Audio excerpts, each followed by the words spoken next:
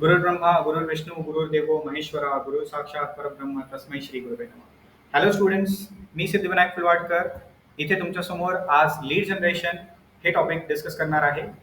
मागच्या लेक्चरमध्ये किंवा मागच्या सेशनमध्ये आपण ऑलरेडी डिस्कस केलेलं आहे की डिजिटल मार्केटिंगमध्ये लीड जनरेशनचा काय संबंध आहे किंवा लीड जनरेशन हे का करावं असं म्हणजे एक बेसिक आपण डिपार्टमेंट पाहिलंय. मागचा जर व्हिडिओ तुम्ही पाहिला तर मी तिथे तुम्हाला सगळ्यात सुरुवातीला सांगितलं की डिजिटल मार्केटिंग काय आहे. त्याचे 6 मेजर डिपार्टमेंट्स आहेत. लीड जनरेशन हे त्यामधलंच एक डिपार्टमेंट आहे. तर तुम्हाला पहिले समजलं पाहिजे की लीड जनरेशन कुठे आहे, नेमकं अशी कोणती फील्ड आहे ज्याच्यामध्ये आपण लीड जनरेशन डिस्कस करतो. या पर्टिक्युलर लेक्चरमध्ये आपण डिस्कस करणार आहोत की लीड्स म्हणजे काय असतं, त्याला जनरेट कसे करायचं, का करायचं, कुणासाठी करायचं, काय टूल्स असतात, काय सॉफ्टवेअर असतात, कोण करू शकतं, वयाची काही अट आहे का, नॉलेजची काही अट आहे का, टेक्निकची काही अट आहे का, काय काय गोष्टी असतात सर्व काही डिस्कस करणार. तर सुरुवात करूयात हे जाणण्यापासून लीड्स म्हणजे काय असतात. फॉर एक्झाम्पल मी इथे लॅपटॉप्स असं टाईप केलं, मी इथे काही पण टाईप केलं, त्या गोष्टीला कीवर्ड्स असं म्हणूया. हे कीवर्ड्स वेगवेगळ्या प्रकारचे असतात. Laptops near me, laptop under 50,000, HP laptop of i5 generation, etcetera etcetera. खूप सारी गोष्टी मी इथे टाईप करू शकतो. बेस्ड ऑन डिफरंट फॅक्टर्स त्या कीवर्ड्सला सुद्धा वेगवेगळ्या पद्धतीमध्ये कॅटेगराईज केलं गेलेलं आहे. ब्रॉड कीवर्ड्स, ठीक आहे, एक्झॅक्ट मॅच कीवर्ड्स किंवा short tail keywords, mid tail keywords, long tail keywords, असे भरपूर कॅटेगरायझेशन आहेत. कीवर्ड्स ह्या टॉपिकमध्ये आपण वेगळ्या लेक्चरमध्ये डिस्कस करूया जिथे मी कीवर्ड्सबद्दल सगळं सांगेन. इथं काही पण कीवर्ड्स टाईप केल्याच्या नंतर माझ्याकडे भरपूर अशा वेबसाईट्स आहेत ज्या मला हा प्रोडक्ट मला जे काही विकत घ्यायचा आहे त्या प्रोडक्ट विषयीची माहिती, तो प्रोडक्ट कसा विकत घ्यायचा किंवा ट्रान्सपोर्ट करून सुद्धा माझ्यासाठी देतात. ॲमेझॉन असेल, फ्लिपकार्ट असेल, HP, डेल, अशा वेगवेगळ्या कंपनीज बसलेल्याच आहेत की ज्या वाट बघतात माझ्यासारख्या कस्टमरला ज्यांना लॅपटॉप विकत घ्यायचा आहे. त्यांनी इथं टाईप केलं, वेगवेगळ्या लॅपटॉप्सच्या वेबसाईट इथं रेडी आहेत. मी कुठेही क्लिक केल्याच्या नंतर मला लॅपटॉप विकत घेता येईल अशी सुविधा ऑनलाईन उपलब्ध. परंतु कोणत्या पण बिझनेस प्रोसेसमध्ये कस्टमर सुद्धा असतो आणि त्या कस्टमरला स्वतःची एक जर्नी असते. त्या कस्टमरच्या जर्नीला कस्टमर जर्नी आपण असं म्हणू शकतो. ठीक आहे. सगळ्यात सुरुवातीला माझ्यानुसार मी एका कस्टमरच्या जर्नीला 3 वेगवेगळ्या स्टेजेसमध्ये डिवाइड करतो. फर्स्ट स्टेज असते स्ट्रेंजर, सेकंड स्टेज असते लीड्स आणि तिसरी स्टेज असते कस्टमर. ठीक आहे. व्यवस्थित या तिन्ही स्टेजेसला समजून घेऊया कारण की लीड जनरेशनला समजून घ्यायचं आहे, त्या तिन्ही स्टेज समजणं गरजेचं आहे. पहिली स्टेज असते स्ट्रेंजर, म्हणजे मला लॅपटॉप विकत तर घ्यायचा आहे पण HP मालकाला माहित आहे का की मला लॅपटॉप विकत घ्यायचा आहे, का फ्लिपकार्टच्या फाउंडरला, ओनरला माहित आहे की सिद्धिविनायक नावाचा कोणी ट्रेनर आहे, त्यांना एक लॅपटॉप विकत घ्यायचा आहे. ह्याची माहिती कोणाकडे आहे सध्या? कोणाकडेच नाही. मी फक्त इथे सर्च करतोय म्हणजे गुगलकडे ही माहिती असावी, पण ती पण माहिती अर्धवट आहे. मी ही शिकवण्यासाठी इथे माहिती टाईप करतोय का खरंच विकत घेण्यासाठी करतोय हे तरी कुठे माहिती आहे गुगलला? नाही माहिती आहे. म्हणजेच ही माहिती अर्धवट आहे. गुगलला असेल, फ्लिपकार्टला असेल किंवा ॲमेझॉनला असेल, प्रत्येकाजवळ माझ्याबद्दलची अर्धवट माहिती किंवा झिरो माहिती आहे. तर माझ्यामध्ये आणि एका बिझनेसमध्ये, कोणता पण एक बिझनेस घ्या, माझ्यामध्ये आणि ॲमेझॉनमध्ये जो बॉन्ड आहे तो सध्या स्ट्रेंजरचा बॉन्ड आहे. आम्ही दोघं एकमेकांना अनोळखी आहोत, परंतु आमच्या दोघांना एकमेकांची गरज आहे. मला लॅपटॉप विकत घ्यायचा आहे, त्यांना लॅपटॉप विकायचा आहे. ही एक स्टेज. सेकंड स्टेज, आता ॲमेझॉनने काय डिसाईड केलं की लॅपटॉप तर मला विकायचा आहे आणि असे कस्टमर्स जे लॅपटॉपबद्दल सर्च करतायत त्यांच्याबद्दलची माहिती त्यांना हवी आहे आत्ताच्या आत्ता. तर ते लोक काय करू शकतात, ते लोक त्यांच्या वेबसाईटवर आलेल्या प्रत्येक माणसाला ट्रॅक करू शकतात. आता फॉर एक्झाम्पल मी इथे ॲमेझॉनवरती येतोय आणि इथे येऊन इथे येऊन असूसच्या एका लॅपटॉपबद्दल रिसर्च करतोय. लॅपटॉप कसा आहे, काय किंमत आहे, वॉरंटी आहे का, त्याच्यामध्ये प्रोसेसर्स काय स्पेसिफिकेशन आहे, सगळ्या काही गोष्टी मी इथं रिसर्च करतो. मी इथे 2 मिनिट 5 मिनिट असं काहीतरी स्पेंड करेल. मी परत बॅक बटन दाबेल. मग मी परत अशा 100 वेगळ्या वेगळ्या वेबसाईटवर जाऊ शकतो. बरोबर. कोणालाच माहित नाही की एक कस्टमर किती वेळ घेतल्याच्या नंतर काही गोष्ट विकत घेतो. दिस इज नॉट प्रेडिक्टेबल. आपण प्रेडिक्ट नाही करू शकत. इमॅजिन करा की मी 10 वेगवेगळ्या वेबसाईटवर, 12 वेगवेगळ्या वेबसाईटवर व्हिजिट केलं. पहिले सगळीकडच्या किमती पाहिल्या, सगळे डील्स, ऑफर्स व्यवस्थित समजून घेतले आणि त्यानंतर विचार केला की Amazonवरतीच आपण विकत घेऊया. पण Amazonला माहीतच नाहीये की मी त्यांच्या वेबसाईटवर येऊन गेलो म्हणून. मी कुठेच माझा फोन नंबर, ईमेल ॲड्रेस काहीच देऊन ठेवलेला नाहीये. परंतु ज्यावेळेस मी Amazonच्या वेबसाईटवर व्हिजिट केलं इथून आणि ह्या प्रॉडक्टविषयी पाहत होतो, त्यावेळेस राईट साईडला जर तुम्ही व्यवस्थित पाहिलं तर माझं नाव दिसतंय. म्हणजे मी ऑटोमॅटिकली इथं लॉग इन झालेलो आहे. ह्या एका पद्धतीमुळे काय होऊ शकतं की Amazonला कळेल की हे अकाउंट ज्याचं कोणाचं आहे त्यांनी ह्या प्रोडक्टबद्दलची रिसर्च करण्याची सुरुवात केली आहे. हा प्रोडक्टमध्ये तो इंटरेस्टेड असावा कदाचित. बरोबर? तर Amazonकडे ही एक पद्धत आहे जिथून Amazonला स्क्रीन टाईम माझा कळू शकतो, की मी Amazonच्या वेबसाईटवर किंवा ॲप्लिकेशनमध्ये माझ्या अकाउंट थ्रू केव्हा लॉग इन केलं, किती वाजता केलं, कधी केलं, कोणत्या प्रोडक्ट बघण्यासाठी केलं, मग तो प्रोडक्ट तिथं पाहण्यासाठी मी किती वेळ होतो तिथे. ह्या सर्व गोष्टी व्यवस्थित पद्धतीने त्यांच्याकडे कॅप्चर केल्या जातात एका पद्धतीने. ठीक आहे. त्यानुसार Amazonला कळत असतं की मला तो प्रोडक्ट विकत घ्यायचा आहे किंवा नाही घ्यायचा आहे, काय करायचं आहे. ते थोडेफार डिसिजन्स वगैरे घेत असतात, ॲनालिसिस करतात. पण ह्याच गोष्टीला काय म्हणू शकतो आपण? लीड्स म्हणू शकतो. लीड्स म्हणजे काय? की Amazonला आता कळालेलं आहे की हे ज्याचं कोणाचं अकाउंट आहे, त्या पर्टिक्युलर व्यक्तीला लॅपटॉप विकत घेण्याची काहीतरी गरज वाटत आहे कदाचित. ठीक आहे. असंच मी लॅपटॉपच्या ठिकाणी मोबाईल फोन पाहिले, रिस्ट वॉचेस पाहिले, फर्निचर पाहिलं. तर त्या ठिकाणी Amazonला ते सगळ्या गोष्टी ट्रॅक करणं सोपं जातं. म्हणजेच काय? Amazonला वाटतं की हा माझा पोटेन्शियल कस्टमर आहे. मी सरळ-सरळ सांगत नाहीये की मला विकतच घ्यायचं आहे.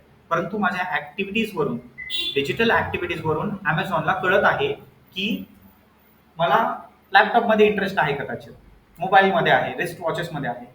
ठीक आहे. ही एक पद्धत झाली ज्या ठिकाणी आपण स्ट्रेंजरपासून एक गोष्ट ओळखू शकतो की Amazonचा लीड कसं बनतात, Amazonची लीड्स कशी बनतात. बरोबर? Amazonला कळालं की बाबा हा एक कोणीतरी कस्टमर आहे जो पोटेन्शियल कस्टमर आहे.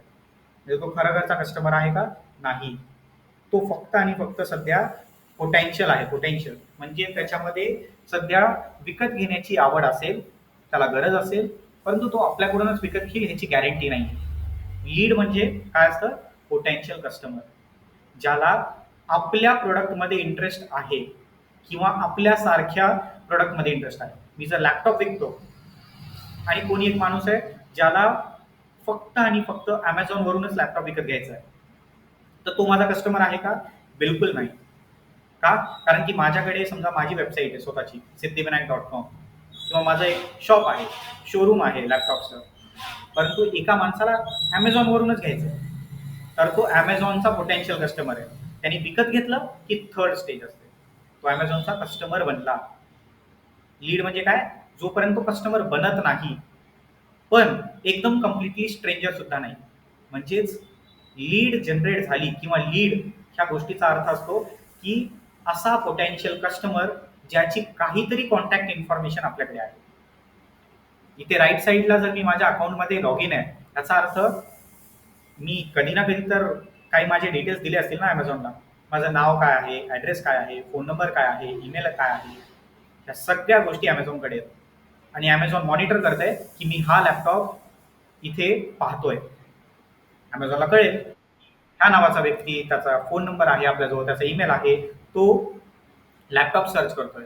आता 5-6 दिवसानंतर काय सुरू होईल माहिती आहे का? की माझ्या YouTubeवर, Instagramवर सगळीकडे मला फक्त लॅपटॉपच्या ॲडव्हर्टाइजमेंट दाखवत राहील Amazon. का? कारण की Amazonला आता असं वाटतंय की मला लॅपटॉप विकत घ्यायचा आहे.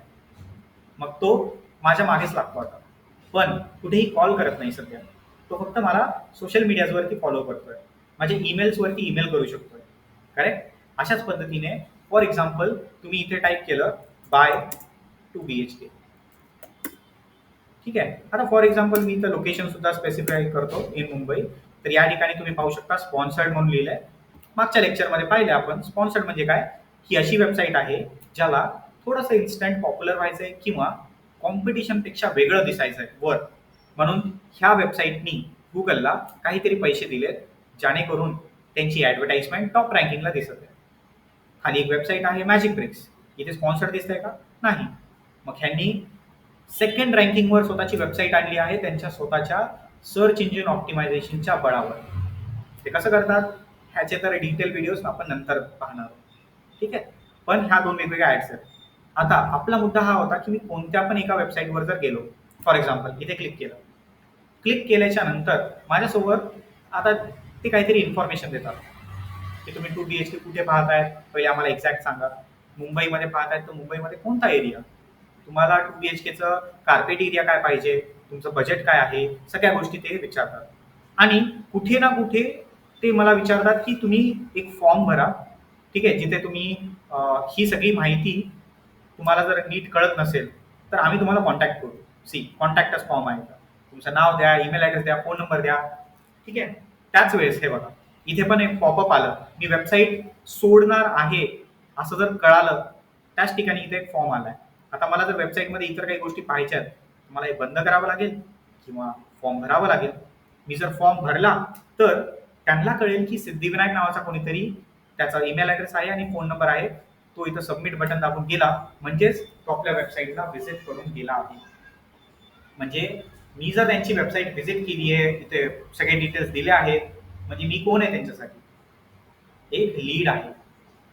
लीड ही गोष्ट अशी असते ज्या ठिकाणी आपल्याला माहीत असतं पुढच्या कस्टमरचे आपल्याकडे काहीतरी कॉन्टॅक्ट डिटेल्स असतात आणि तो अजून कस्टमर झालेला नसतो, तो पोटेन्शियल कस्टमर असतो. तो कदाचित आपल्याकडून काही गोष्ट विकत घेऊ शकतो. ठीक आहे, फॉर एक्झाम्पल अजून एक शॉर्ट एक्झाम्पल आहे. मी जर एका मेन्स वेअरमध्ये गेलो, ठीक आहे, फॅशन ब्रँडमध्ये गेलो, शॉपमध्ये, फिजिकल शॉपमध्ये, तिथे व्हिजिट केल्याच्या नंतर मी तिथे गेलो आणि त्यांना सांगितलं मला टी शर्ट हवं आहे. मी टी शर्ट वेगवेगळ्या पद्धतीचे पाहिले पण मला आवडलं नाही, मी परत गेलो. त्या ठिकाणी ते काय फोन नंबर लिहून घेतात का माझे? नाही.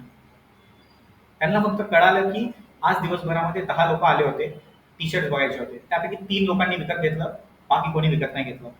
म्हणजे 3 लोक त्यांचे कस्टमर झाले, बाकी सगळे त्यांचे कोण आहेत? स्ट्रेंजर आहेत. तिथे आपण लीड्स म्हणू शकत नाहीत त्यांना, लक्षात घ्या. लीड्स केव्हा म्हणणार? ज्या वेळेस बाकीच्या 7 राहिलेल्या लोकांची कॉन्टॅक्ट इन्फॉर्मेशन कोणत्या पण पद्धतीने त्यांच्याकडे आहे, ॲटलिस्ट फोन नंबर और ईमेल ॲड्रेस और व्हॉट्सॲप नंबर काहीतरी, या ठिकाणी ते लोक त्यांना निगोशिएशन करू शकतात. ठीक आहे, तुम्ही टी शर्ट बघून गेला होतात काल आम्ही म्हणलो होतो की 500 रुपयाला देणार, ओके 480 रुपीज देऊ शकता तुम्ही. पण ही सांगण्यासाठी आता त्यांच्या घरी जावं तर लागेल ना, ॲड्रेस माहीत असायला पाहिजे, काहीतरी माहीत असायला पाहिजे. आणि कोणीच घरी जाऊन परत सांगत नसतं बिझनेसमॅन. मग काय सुविधा आहे? कॉन्टॅक्ट नंबर किंवा ईमेल ॲड्रेस काहीतरी आपल्याजवळ पाहिजे. जर कोणते पण शॉप्स अशा पद्धतीने गुगल फॉर्म किंवा असे कस्टमाइज फॉर्म किंवा असा अकाउंट क्रिएट करून घेत आहेत, ठीक आहे, आपल्याकडून, तर ह्या सगळ्या गोष्टीला म्हणत असतात की तुम्ही तुमच्या पोटेन्शियल कस्टमर्सला कॉन्टॅक्ट देण्यासाठी बाध्य करताय, म्हणजेच कंपल्सरी करतायत की तुम्ही हे भरा, मग नंतर आम्ही तुम्हाला अजून जास्त माहिती सांगू. हे भरलं नाही तरी मी इथं क्रॉस करू शकतो, आहे ती इन्फॉर्मेशन पाहून जाऊ शकतो. ठीक आहे, जर मी असाच गेलो तर ह्या कंपनीला कळणारच नाही की माझ्या वेबसाईटवर कोण येऊन गेलं. ऑब्व्हियसली माझा IP ॲड्रेस त्यांच्याकडे गेलेला असतो. ही स्पॉन्सर्ड ॲड आहे, मी याच्यावर क्लिक केल्यामुळे अगेन 4-5 दिवसानंतर मला 1 BHK, 2 BHK, 3 BHK ह्याच्या ॲडव्हर्टाइजमेंट सोशल मीडियावरती, यूट्यूबवरती सगळीकडे दिसत राहतील. पण ते लोक मला कॉल करू शकतात का? नाही, कारण की त्यांच्याकडे कॉन्टॅक्ट डिटेल्सच नाही आहेत. मग मी त्यांची लीड आहे का? नाही. लीडचा अर्थ असतो की त्यांच्याकडे माझे काही ना काहीतरी कॉन्टॅक्ट डिटेल्स असायलाच हवे, त्याच वेळेस आपण त्याला लीड्स असं म्हणू शकतो. That's it. Okay, so thank you. आपण नेक्स्ट व्हिडिओमध्ये नेक्स्ट गोष्टी शिकूया. Thank you so much.